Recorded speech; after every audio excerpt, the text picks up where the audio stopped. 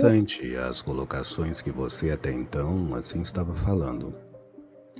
Deus é envolvimento, Deus é alento, solto, que rola como um gravitar do tempo. Assim se faz as multiplicidades das vicissitudes, aonde as pessoas necessitam da atitude da existência interior. Deus se fortifica quando nós existimos por dentro. Deus se glorifica quando nós emanamos vida para fora. Eis a lei de toda a alma afim, não de um planeta, mas de uma constelação inteira, para não dizer do macro-universo que abriga todos nós.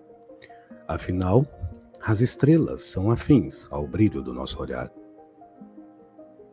O suspiro de alívio que sai dos nossos pulmões e gravita ao nosso derredor partilha também do gravitar leve, livre e solto do brisar de um outro país, de um outro contingente, numa outra placa planetária.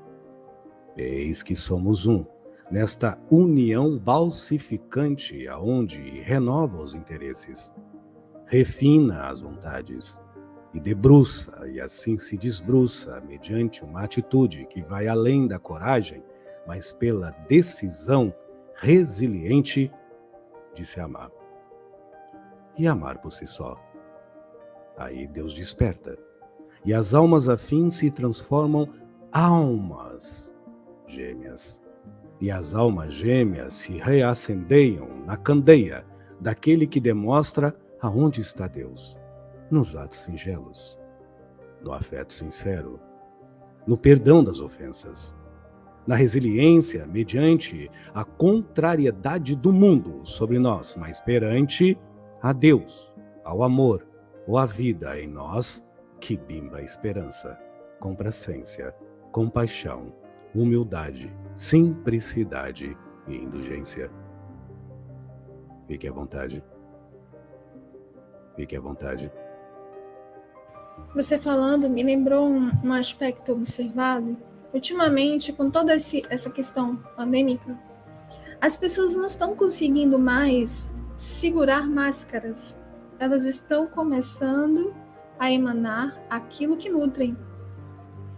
E esses emanares estão vindo muitas vezes cheios de ímpeto, né, de desequilíbrio, de raiva, de discordância aos saberes do afeto.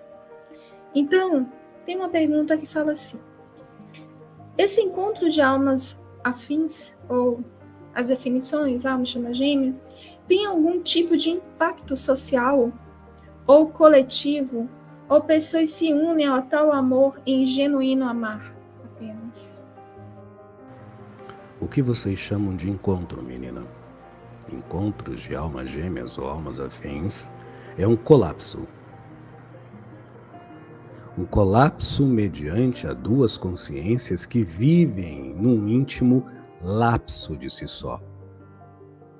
Aonde, independente da cultura, mas consequentemente dependendo da educação, da sinergia de sensibilização que unitariamente cada uma tem, e assim por si mesmo se abastece, elas já têm um nível de consciência, mesmo cometendo mal, elas consentem e sabem que estão erradas.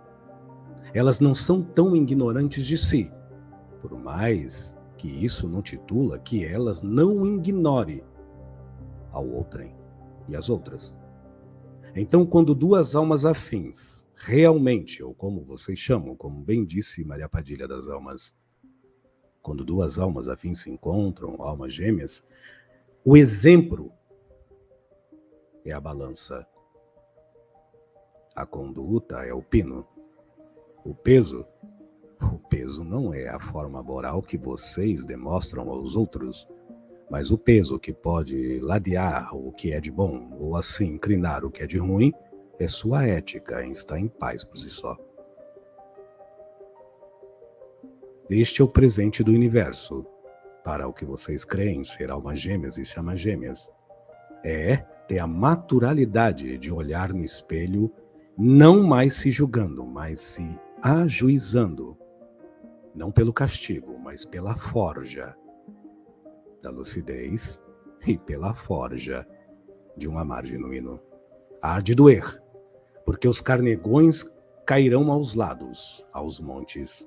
Carnegões estes que é da pútrida forma da posse até então.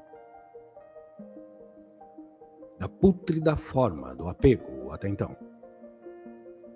E da pútrida forma do desleixo e da falta de amor próprio até então. E isso mediante ao imerso na funcionalidade do vivencial comum. Não é algo preso em bem, em mal, em certo e errado, mas é algo que ajuiza, não que condena. É algo que simplifica e humildemente liberta, não que pune e prende. Você me entende, menina? Entendo, Zé. Então, nós vemos que quando os espíritos afins, que é o que acontece na maioria, hoje, as pessoas que estão nos ouvindo ou vão de ouvir, um namorado que você teve, um paquera, uma namorada que você teve ou uma paquera, o marido que você tem, o ex-marido, a esposa ou ex-esposa, os filhos, todos eles são espíritos afins, afins à sinfonia da vida, afins à grande orquestra divina, não das casualidades, mas da qualidade definida, mediante ao qualificar nutrido ou não daquele que julga e diz se ajuizar, ou se injúria e assim se faz julgar o que é bem e mal na vida alheia. Deus nunca julgou. O ser humano é que se abandona. Está explicado.